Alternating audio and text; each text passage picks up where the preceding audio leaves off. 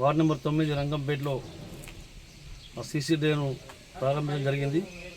దీనికి గౌరవ ఎమ్మెల్యే గారి ప్రోత్సాహంతో డిఎంఎఫ్టీ నిధుల నుండి ఈ వార్డుకు 17,50,000 రావడం జరిగింది.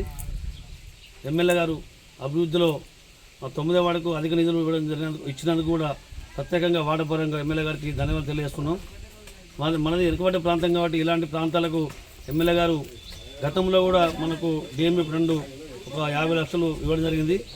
అలాగే రంగంపేట స్కూల్కి కూడా 20 లక్షలు ఇవ్వడం జరిగింది. మరి ముఖ్యంగా ఇక్కడ మురికి ప్రాంతం ఉంది కాబట్టి ఇంకా రాబోయే రోజుల్లో ఎమ్మెల్యే గారు కూడా వివరించడం జరిగింది. ఇలాంటి ప్రాంతాలకు ఇంకా రేపు రాబోయే రోజుల్లో ఎలాంటి స్కీమ్స్ వచ్చినా ఎలాంటి మున్సిపల్ నిధులు కానీ స్టేట్ ఫండ్ కానీ డిఎంఎఫ్ కానీ అధికంగా మనకి ఇవ్వడం జరుగుతుంది. ప్రజలందరూ గమనించాలి. ఎమ్మెల్యే గారు మనకు అధికంగా నిలుస్తారు కాబట్టి మన ఎమ్మెల్యే గారికి అండదండతో మనం అందరూ ఉండాలి ఎల్లవేళలా. ఇలాంటి ఈ గతంలో ఉన్న ఎమ్మెల్యేలు ఎంత ఇవ్వాలన్నా ఎంత చూపించినా మా మంచిర్యాల టౌన్లో అన్ని వాళ్ళు ఇవ్వాలనే ఉద్దేశంతో తక్కువ ఇవ్వడం జరిగింది.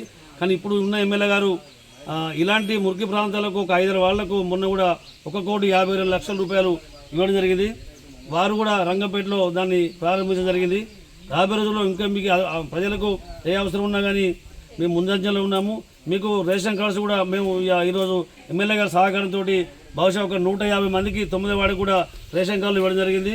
మరి రేపు గతంలో సన్న బియ్యం కూడా ఇవ్వడం జరిగింది. ఇంకా రేపు రాబోయే రోజులు ఏ అవసరం ఉన్నా కానీ మన అందరం కలిసి ఈ 9వ వార్డుకు అందరం కలిసికట్టుగా ఉండి ఈ ప్రాంతాన్ని అభివృద్ధి చేసుకోవాలని కోరడం జరుగుతుంది.